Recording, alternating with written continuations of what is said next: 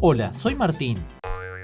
Número 9. La hipótesis del tiempo fantasma. ¿Y si todo lo que sabías sobre el tiempo fuera mentira? Según el historiador alemán Heribert Illig, el año no es 2023, es 1726. El historiador alemán afirma que el calendario gregoriano es falso y que la mayor parte de la Edad Media nunca sucedió. Suena como algo que diría un loco, pero Heribert no está loco. Es un científico que dice que tiene evidencia arqueológica para probar lo que él llama la hipótesis del tiempo fantasma. Heribert dice que la conspiración comenzó con el Papa Silvestre II, el emperador bizantino Constantino VII y el emperador romano Otón III. Estos tres hombres poderosos del mundo antiguo se juntaron y cambiaron el calendario. El emperador Otón III quería que su reinado comenzara en el año 1000 en lugar de cuando realmente empezó en el 996. La razón detrás de esto fue que Otón III pensó que 1000 sonaba mucho mejor que 996. Luego, el trío alteró documentos y creó eventos históricos falsos para que esto sucediera. Pero no solo duraron 4 años, sino que fueron 297 años de historia. El proceso de pensamiento detrás de la teoría es que entre el 614 y el 911 no sucedió nada históricamente significativo, y Heribert dice que hay discrepancias entre el calendario juliano y el calendario gregoriano. Él cree que la arquitectura del siglo X era demasiado moderna para cuando supuestamente se construyó. Ahora hay partidarios que creen que la Edad Media fue 300 años más corta de lo que realmente existió. Eso significaría que Jesucristo murió hace 1700 años, no hace 2000 años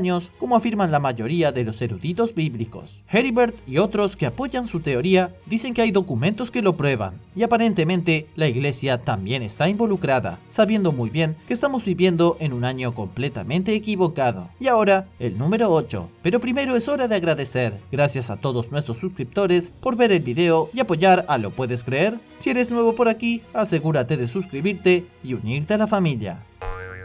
Número 8. ¿Un ángel en los archivos? Hay muchas teorías extrañas y espeluznantes sobre lo que se esconde en los archivos secretos del Vaticano. Las teorías afirman que dentro de los archivos se pueden encontrar pruebas de extraterrestres o posiblemente incluso pruebas de una línea de tiempo diferente. Y aparentemente incluso podría haber evidencia que sugiera que Jesucristo nunca existió en absoluto. O por otro lado, la prueba de que Jesús fue solo un hombre, nada más. Hay un rumor de que en el archivo del Vaticano hay una correspondencia entre el emperador Nerón y San Pablo en el siglo I.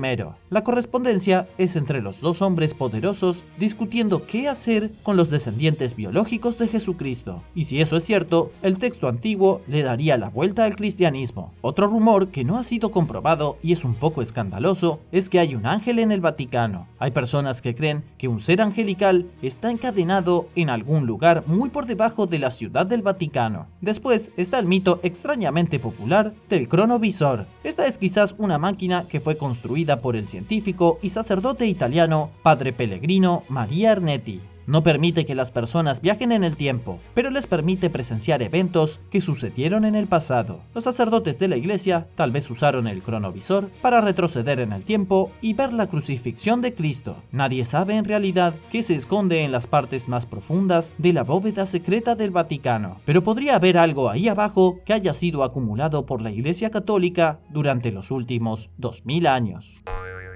Número 7. La donación de Constantino. La donación de Constantino es uno de los documentos medievales más controvertidos del mundo. Es una falsificación del siglo VIII hecha para parecer escrita en el siglo IV por el emperador romano Constantino. El documento afirma que entre el 315 y el 317 el emperador Constantino padeció lepra. Fue una aflicción tan atroz que cuando el Papa Silvestre I curó a Constantino, entregó todo su poder a la iglesia. El emperador luego le dio toda la autoridad y fuerza espiritual que tenía su imperio a la Iglesia Católica Romana. Todas sus tierras y toda su influencia fueron otorgadas al Papa, pero debido a que el Papa Silvestre era un tipo algo humilde, devolvió ese poder. Entonces, ¿cuál es el problema de una falsificación como esta? Los historiadores creen que fue escrito con la intención de persuadir a Pipino el el Breve, rey de los francos, para que entregara todas sus tierras conquistadas a la Iglesia, o más concretamente, al Papa Esteban II. Más tarde, el documento se usó nuevamente con el hijo de Pipino, Carlomagno, cuando llegó al poder en el año 742, pero esta vez no funcionó, a pesar de que el Papa hizo todo lo posible. Nadie sabe exactamente quién escribió la falsificación, solo que se hizo entre el 751 y el 756. Muchas tierras y territorios de los lombardos habían sido conquistados por los francos, y la Iglesia probablemente quería esas tierras para ellos. Entonces se les ocurrió una estratagema inteligente para darles la autoridad divina y así tomarlos. El truco no funcionó, pero el texto fue utilizado varias veces a lo largo de los años por la Iglesia y sus seguidores para reclamar su derecho a ciertas tierras. No se demostró que fuera una falsificación hasta el siglo XV, cuando el erudito Lorenzo Valla confirmó que era falso.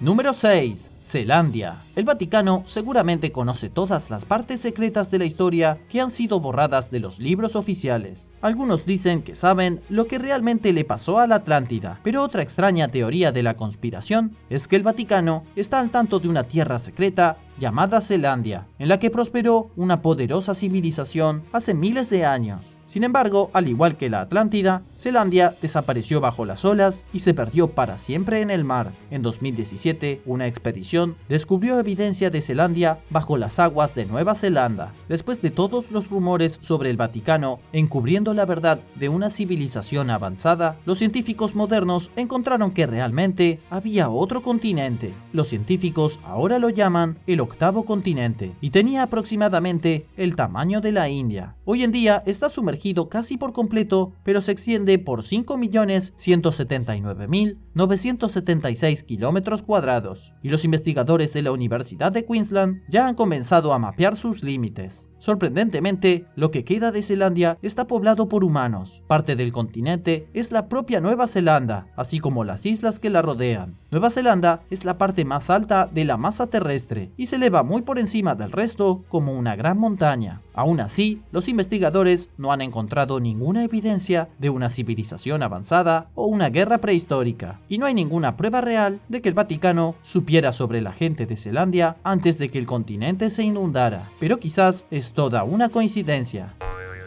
Número 5. Príncipe Thutmose. En el libro del Éxodo, Dios envía una serie de plagas para persuadir al faraón de permitir la libertad de los israelitas. Luego Moisés parte el Mar Rojo y camina a través del fondo del mar hacia Israel. Pero cuando el ejército egipcio lo sigue porque el faraón cambió de opinión, las aguas regresan y los ahogan. La historia de Moisés y los israelitas es conocida incluso por personas que no son particularmente religiosas. Pero, ¿y si el Moisés de la Biblia no fuera quien dice el libro que es? ¿Y si su verdadero nombre fuera Príncipe Thutmose? Tras la muerte del rey Amenhotep III en el 1351 a.C., un hombre llamado Akenatón tomó el trono. El verdadero nombre de Akenatón era Amenhotep IV y su hermano era Thutmose, quien tal vez era el siguiente en la línea de sucesión al trono. Pero su hermano se lo robó y de repente Thutmose desapareció de las historias del antiguo Egipto. Algunos historiadores creen que falleció, pero antes de eso es posible que se haya visto obligado a exiliarse. Si su hermano le hubiera robado el trono, Thutmose habría tenido que escapar antes de que lo asesinaran. En el antiguo Egipto, a Thutmose se le llamaba el verdadero hijo del rey, y la palabra hijo se traduce más o menos como Moisés, la última parte de su nombre. En griego la versión es Moses. La parte frontal de su nombre, Tut, también podría traducirse como Dios. Pero, ¿qué tiene de importante el nombre del príncipe? Bueno, si miras de cerca, es extremadamente similar a Moisés. Si tuviera que huir de Egipto, posiblemente habría abandonado la primera parte de su nombre para distanciarse de Akenatón. Es probable que también haya llevado a sus seguidores con él a través del Mar Rojo a Israel, gente a la que muchos se refieren ahora como el pueblo elegido de Dios. Otra cosa importante a tener en cuenta es que los eruditos creen que las principales religiones abrámicas provienen de las misteriosas escuelas de culto del antiguo Egipto. Entonces, podría ser que Moisés fuera, de hecho, un príncipe egipcio, uno que huyó de su hermano faraón a Israel. Y ahí es donde algunos eruditos creen que ayudó a crear el judaísmo basado en las creencias del culto egipcio. ¿Crees que Moisés era realmente el príncipe Thutmose de Egipto? Haznos saber tus pensamientos en los comentarios a continuación. Y mientras lo haces, suscríbete al canal. Ahora vamos al número 4. Número 4. La revelación de Gabriel. Los curadores de museos en Israel han llamado a la revelación de Gabriel el documento más importante encontrado desde los rollos del Mar Muerto. El guión data del siglo I a.C. o principios del siglo I, pero no es exactamente un documento en papel, es una losa de piedra cubierta de extrañas profecías. No obstante, hay una profecía en particular que tiene a la comunidad religiosa conmocionada. En 2008 se completó la primera traducción al inglés del artefacto. Una de las profecías dice en inglés: el Mesías, hijo de José, en 3 días volverás a la vida. Esta es una referencia obvia a la crucifixión y resurrección de Jesucristo. La cuestión es que todos los análisis científicos de la piedra la han situado en un hecho anterior a la vida de Jesús. Si la piedra fue escrita antes de que Jesús naciera, ¿cómo podría haber sabido que moriría y volvería a la vida en 3 días? La piedra es absolutamente desconcertante. Israel Noll, un famoso erudito bíblico e historiador, dijo que la piedra debería ser motivo suficiente para una reevaluación total de la erudición judía y cristiana. Nadie sabe quién lo escribió con certeza, pero las profecías de la piedra parecen haber sido escritas por alguien llamado Gabriel, que se supone que es el arcángel Gabriel. Se encontró al azar en las orillas orientales del Mar Muerto en el año 2000, por lo que nadie sabe de dónde vino exactamente. Número 3. El cuerpo de arcoíris de Jesús. La fiesta de la Transfiguración es una celebración del acontecimiento bíblico en el que Jesús se apareció a los testigos escogidos, Juan, Pedro y Santiago. Junto a Jesús estaban 2 de los profetas hebreos, Moisés y Elías. Y una de las partes más sorprendentes de la historia es que los discípulos de Jesús no podrían haber reconocido a Moisés o Elías, ya que existieron cientos de años antes. Pero, ¿y si los discípulos reconocieron a los profetas por sus formas resplandecientes? Según el libro del Génesis, Elías nunca murió, fue llevado al cielo por un carro de luz. Algunos piensan que es una referencia a una nave espacial, pero otros creen que es porque se transformó en pura energía espiritual. En el libro del Éxodo se describe a Moisés emitiendo luz divina cuando estaba vivo, y según algunas leyendas, Moisés incluso produjo un gran estallido de luz colorida después de su muerte. Cuando los 3 hombres se aparecieron a los discípulos, ellos sabían quiénes eran debido a sus cuerpos de arcoíris. El cuerpo del arcoíris es un fenómeno espiritual en el que alguien alcanza el nivel más alto de iluminación. En la mitología budista, quienes alcanzan esta iluminación se convierten en la luz misma. Muchos creen que eso fue lo que le sucedió a Jesucristo, a Elías y a Moisés. E incluso hay casos en los que esto sucedió tan recientemente como en la década de 1990. El último hombre en hacerlo fue Khenpo Achos en 1998, aunque el evento estuvo mal documentado y no todos creen que sucedió. ¿Pero qué tiene que ver la teoría del cuerpo arcoíris con la iglesia? Es porque muchos piensan que Jesús era budista, o que al menos apoyaba las filosofías budistas. Entonces podría ser que la Iglesia Católica esté encubriendo las verdaderas creencias de Jesucristo.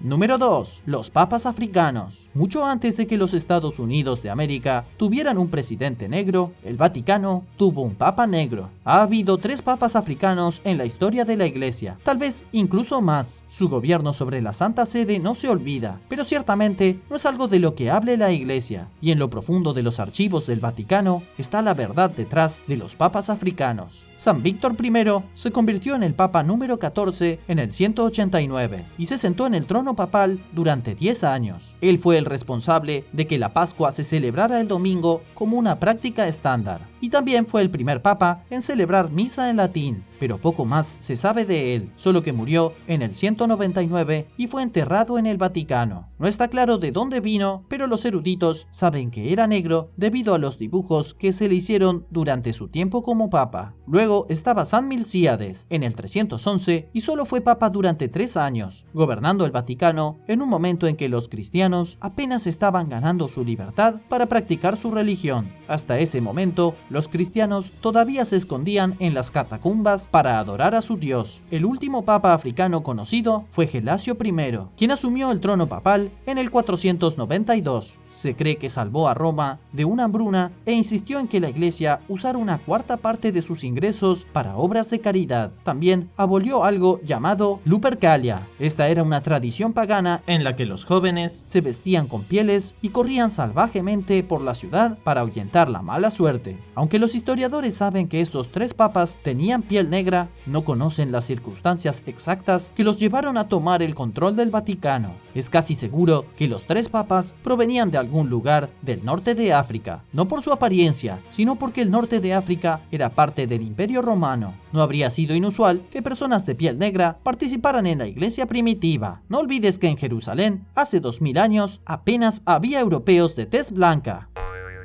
Número 1. Los setianos. Los setianos eran un grupo de gnósticos que probablemente florecieron incluso antes de que se construyeran las primeras iglesias cristianas. Estaban fuertemente influenciados por el platonismo y tenían una creencia inusual en lo que respecta a la idea de la creación cósmica. Su nombre, los setianos, proviene de Set, el tercer hijo de Adán y Eva. Creían que Set era una encarnación divina de un ser piadoso, y también creían que tenían un conocimiento secreto para desbloquear la comprensión total y completa del universo, pero al parecer ellos eran los únicos que lo tenían. Eruditos como Gershom Scholem admiten que el gnosticismo llegó mucho antes que el cristianismo. Hubo diferentes ramas a lo largo de las edades y cada una era más extraña que la siguiente. Los setianos creían en un dios invisible que era tan poderoso y omnipotente que estaba más allá de toda descripción. Y esto es muy similar a lo que escribieron los antiguos filósofos griegos como Platón y Parménides. Era su pensamiento que la esencia de Dios era responsable de crear seres masculinos y femeninos en el planeta Tierra. Enseguida, el dios falso llamado Yaldabaoth creó entidades malvadas llamadas arcontes para crear un mundo físico de tormento para la esencia de Dios. Se vuelve un poco difícil de seguir, pero en pocas palabras, los seres humanos están hechos de la esencia de Dios. De hecho, el antidios hizo el mundo físico para atrapar su esencia, también conocida como seres humanos. Por lo tanto, los setianos creían que la única forma de llegar al cielo era liberarse del reino físico, y así comer la fruta en el jardín del Edén fue visto como la primera etapa para librar al mundo de los poderes opresivos contra los dioses. Como seguramente puedes imaginar, el cristianismo no estaba muy entusiasmado con tratar con las personas que creían en lo que debió parecer un cuento de hadas. Aunque los setianos llegaron antes que la primera iglesia cristiana, no duraron mucho una vez que el cristianismo se puso en marcha, y con el tiempo la iglesia hizo un excelente trabajo en la erradicación de los grupos religiosos gnósticos. Gracias por ver el video. ¿Qué crees que sabe el Vaticano que no nos está diciendo? Haznos saber en los comentarios a continuación. Y si disfrutaste este video, asegúrate de darle un me gusta y presionar el botón de suscripción. Esperamos verte en el próximo.